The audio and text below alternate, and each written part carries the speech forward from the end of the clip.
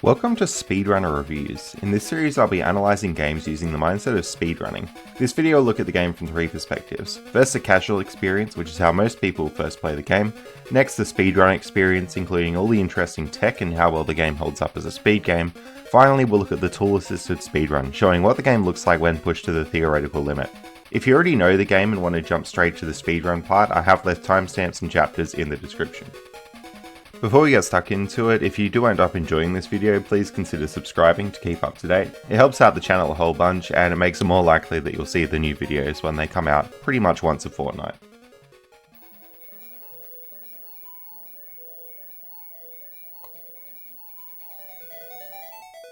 So today we're looking at Sonic Chaos, and this falls into the Sonic platformer pentology on the Master System. So it comes after Sonic 2 and before Sonic Triple Trouble. In fact, in Japan, Sonic Chaos is called Sonic and Tails, and then Triple Trouble is called Sonic and Tails 2. So they're direct sequels in that region. There's also Sonic Blast on the end, although that's a little bit different than the other ones. Anyway, if Sonic Chaos is kind of similar to any of these, it's similar to Sonic 2, uses quite a similar engine, but with some updates and new features. Now, I never had this game on the Master System or Game Gear, but I did play it on the Sonic Mega Collection Plus collection on the PS2, so I'd imagine this is how a lot of people would have played this game along with many of the other old Sonic games, particularly those that were on the Game Gear and maybe a bit more obscure. Looking back on it now, this PS2 game was just a whole bunch of emulated games, so it's nothing really special these days, but it was very special back in the day when I didn't even know there was a Sonic 3 before playing this, for example. And before playing this, I thought Sonic 1 was only a Master System game, not Genesis as well. Anyway, we'll talk about the game itself now. The Sonic physics are pretty much what you'd expect. There's just a few little gimmicks here and there. So Sonic has these things, the rocket shoes, which help him go across levels. These aren't too much all over the place, although in some levels you can find them, and once you find them you're very happy, so let's just skip a whole bunch of the level. Sonic Chaos also has a little gimmick where if you get 100 rings you go to a special stage. And it looks something like this. Each special stage is different, but the first one, for example, you get the rocket shoes again, and you can just fly through a whole bunch of rings. For some reason I really like the big ring designs. They give you 10 rings per hit, and then at the end of the special stage your goal is to get an emerald. I think there's 6 emeralds in the game, so that's what you want to do if you 100% it. I'll try not to spoil 100% too much, but let's just say it's nothing special compared to the previous game, Sonic 2 on the Master System. In Sonic 2 you got an entirely new zone for getting all the emeralds, but in Sonic Chaos, well, you just get a different ending on the credits really, nothing too special. You can tell they put a lot of thought and polish into this. They must be used to programming Master System and Game Gear by now. For example, the kilometers per hour speed on passing the post. I still don't know exactly how that speed works actually. Although they could have cleaned up the wording on the end level screen a bit to make it sound a little bit less ominous on Sonic's behalf. Unlike previous games, you don't really fight Robotnik in each level, you just fight some critter based on what the level is, but they're usually pretty fun boss fights. Also, as you might expect from a Sonic game, you're taken to various different bits of scenery, for example Gigalopolis, which is one of my favourite levels. I just really like nighttime city vibes, so this level's just perfect. It even has this nice boss with the smooth sort of bouncing physics attached to it. Also, I'm not really sure why, but the Master System games tend to put Green Hill a little bit later on in the game. More often than not, they start with some other different level and eventually get to it. I mean, this is Mecha Green Hill, so it's a little bit different, but it's pretty much just Green Hill. Unfortunately, this game does still have a sluggish water level zone. But the great thing about Sonic Chaos is you can cheese the levels by just getting 100 rings in them. 100 rings sends you to the special stage, but once you've done a special stage, win or lose, you just finish the level that you're currently on. So in some cases, for any percent, it's actually faster to go to special stages and lose them. Speaking of special stages, they do have some pretty fun variety. For example, this one where you're going through a pipe maze and have to take the right way to the emerald. Or even this one where you get a whole bunch of springs and have to make your way up to the emerald without falling down. We also see some new types of monitors in this game, like the time monitor for the special stages, just to give you that bit more time to get to the emerald. So overall, I'd recommend this game as a casual play. The physics can be a bit of getting used to, but it is still pretty fun to play. One thing that I'll briefly mention here is that apparently Sonic Chaos got a remake, so I've never played this before. I can't speak to the quality of the remake, but it could be worth trying out if you're looking at playing this game casually. I will leave a link to this in the description as well.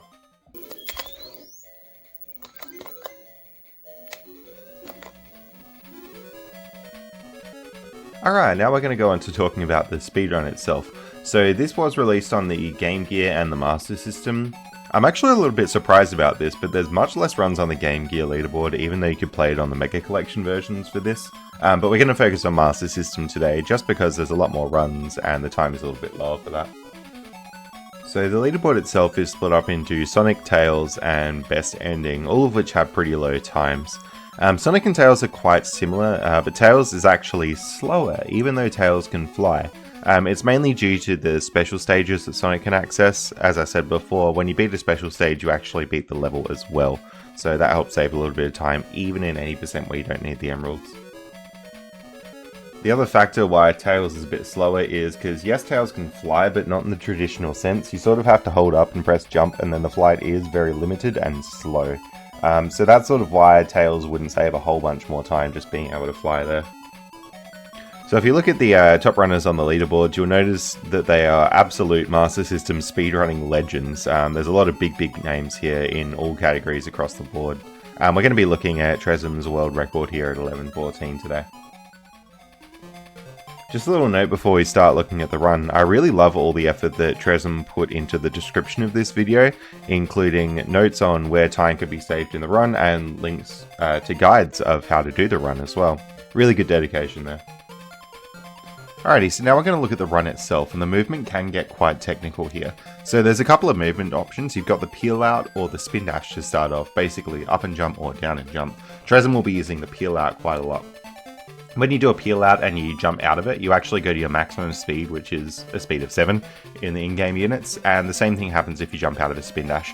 The reason Tresm will be peel outing so much is because the peel out doesn't lose speed as it goes, whereas the spin dash does. But with either one, you jump out at maximum speed.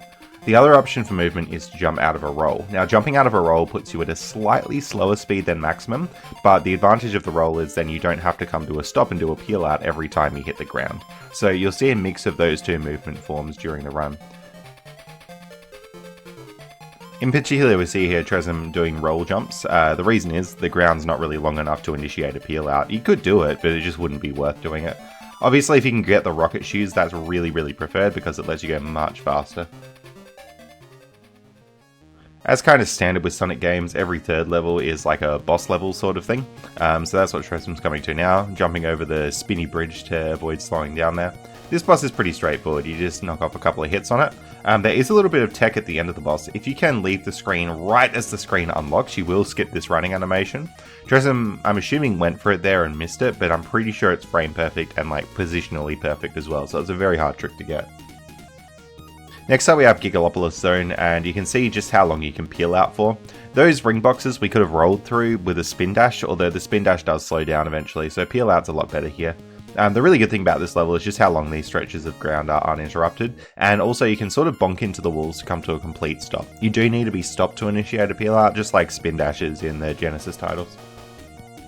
Gigalopolis 3 has a really cool skip here. Basically, you just get over the top of this loop and it saves you going all the way through it. It is intended because there's a ring box up there. You'll notice Tresm jump just before the boss comes up. The reason is just putting the camera a bit further up. For whatever reason, the boss will spawn sooner if the camera is higher up. I'm assuming it just spawns in from the bottom of the screen and it saves it going up through the level tiles there. Next up we have Sleeping Egg Zone Act 2. So the reason I wanted to focus on this level is because, well, we're going to use a special stage strategy. You'll notice Tresm actually intentionally collecting some rings here, and as soon as they roll over 100 they go to a special stage. Now in 100% you get the emerald here, but there's no need to actually finish the special stage. You just fall off and that is literally the level done. It's a really good time saver even in any percent, and a cool strategy in my opinion, because you sort of have two options for getting through each level. I will briefly mention the boss of Sleeping Egg Zone. It's this thing here, and I'll just point out that it's quite difficult to actually stay on top and bounce on this thing, especially when it does high bounces and low bounces, so Tresm does a really impressive job of doing this. Mecha Green Hill 1 has a set of rocket shoes which makes it very fast. You can see springing out of a peel out there makes you move pretty fast, so this level is pretty optimal throughout the whole lot. You just peel out, get a spring boost, and then you jump off this last bit with a roll jump. Not really much time to save or lose here. We have the boss at the end of Mecha Green Hill as well. This one is kind of tricky to kill just because its head goes in and out. Realistically, if you're playing RTA, you can just bounce on the boss over and over and over, but if you're playing Taz, you want to sort of time those bounces so that you're actually hitting it on each bounce with some damage. Next up we have all of our water levels, and being water levels, they're quite slow, so in both of these levels, Shresm actually gets the 100 ring strategy with the special stage. Conveniently, the special stages are still this very first one, which is super easy to die in because you just walk off the edge there. There is also another strategy for being the special stages quicker, but I'll talk about that a bit more in the Taz section. After skipping the first two acts of this zone, Shresm comes to the boss. Basically, you've got to kill these little robot things and then this big one. Again, just like with the sleeping egg boss, this one is really hard to stay on top of, but you can see Shresm using a hook strat into the corner there, just to kill the boss really quickly. And it has heaps of phases, so here it goes and like shoots missiles at you. This is actually a pretty hard boss casually. Next up we have Electric Egg, which is the final zone of the game. So these zones are really long, so Shresm is going to get 100 rings here, although this is a lot trickier than it looks. That little bit there is not actually solid under the ring monitors, so you fall straight through. It's very heartbreaking if you miss one of those and can't get 100 rings. It actually works out well, because the levels are kind of hard as well, so if you can get 100 rings and skip them, it's a lot easier than playing through the whole thing too. Shresm does play the whole thing for the Act 2 of the zone, although it's a pretty short act if you actually know where to go. Then in Act 3 we have the final boss of the game. This phase is okay, it can be kind of tricky, but the next phase can be a bit ridiculous. So with this boss here, he can throw these balls, but they don't really cause you too many issues. The next phase, you literally just have to do a single hit on the boss, but the boss flies in from the side of the screen, and yeah, it's pretty brutal. So yeah, he turns into this big ship here and then just zooms through. If you get hit by that, it's like a one-hit kill as well. But there we go, that's the game done, and that's Shresm's world record. I will note as well that the summer best at the time of this record was 11:07, so it's amazing how close Shresm is playing to that summer best. That being said, this world record was set about 4 years ago in 2020 there, so realistically there could be some new strats here that somebody could implement and snag the world record back, although it is very optimized still at 11:14, so it'd be a difficult task.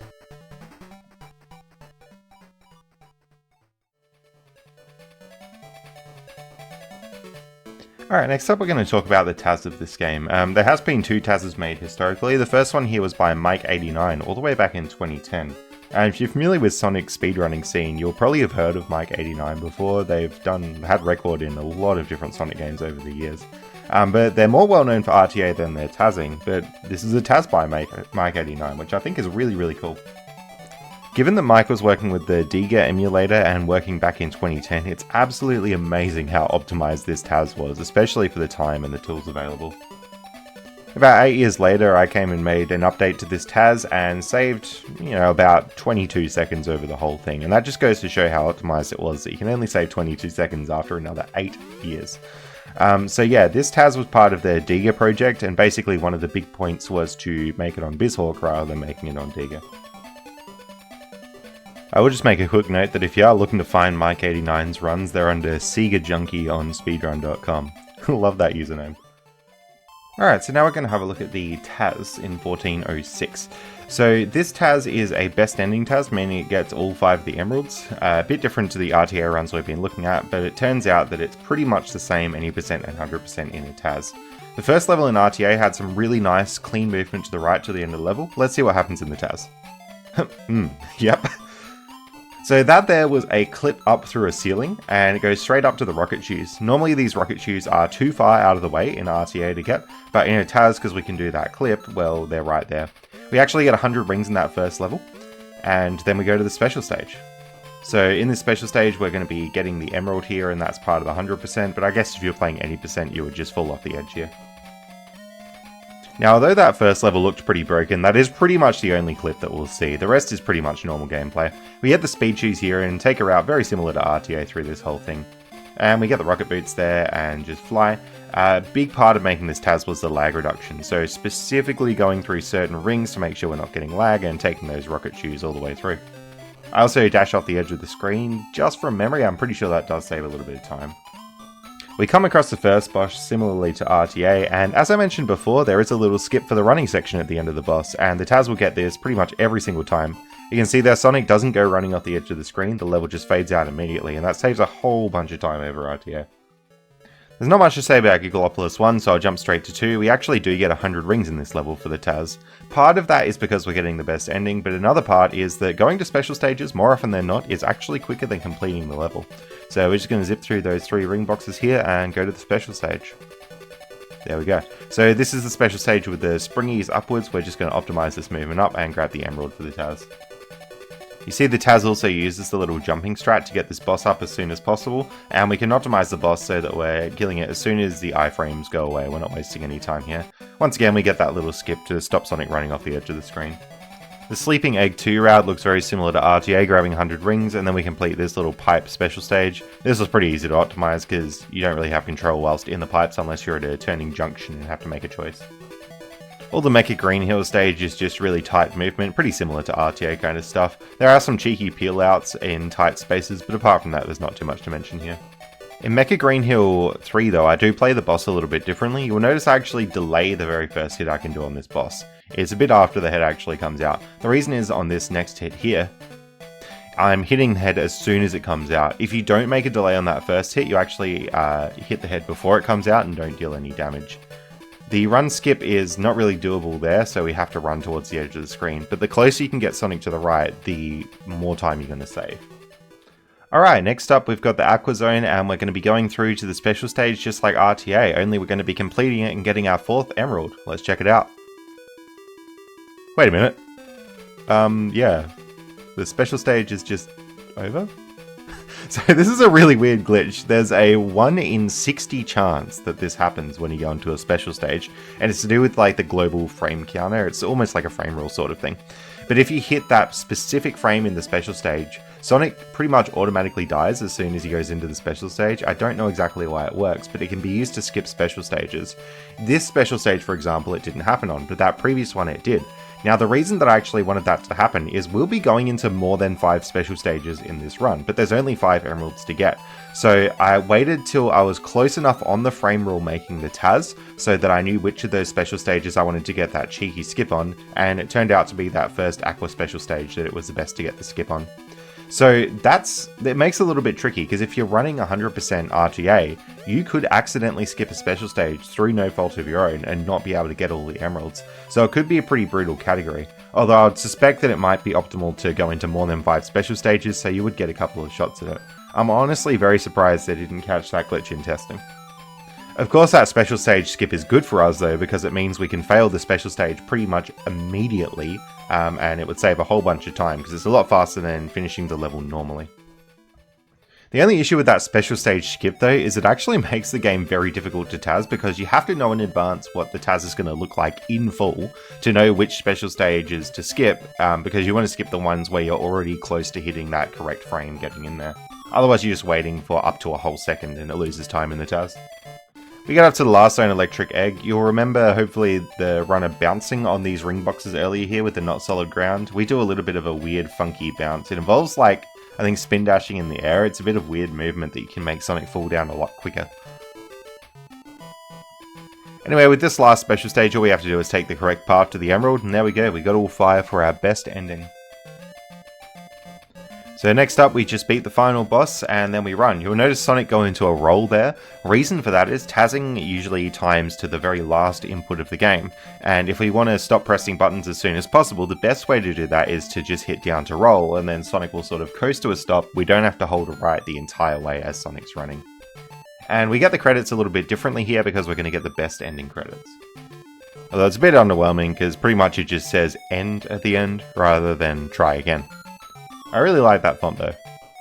One other thing I absolutely love is the ending of this thanks to, because they say thanks to, and you. Alright, just the last thing that I'll mention here is that I have also made an any percent Taz demonstration. This is 1025 versus 1114, which is the RTA world record. Obviously you should never directly compare them, but it saves just under a minute over RTA, and a big chunk of that is going into the special stages here. You'll notice me wait before that ring box though, because every single special stage I get a special stage skip. So this is literally just the best ending TAS, although instead of playing out 5 of the special stages, we delay to get a skip on every special stage that we enter, and get 0 emeralds overall. This is why I didn't bother fully making this TAS and publishing it to TAS videos, because it is quite a bit sameish to best ending. It literally just cuts out parts of the run. But for curiosity, 1025 sort of the limit for any percent there. So that's going to be all for this video, and thanks so much for watching.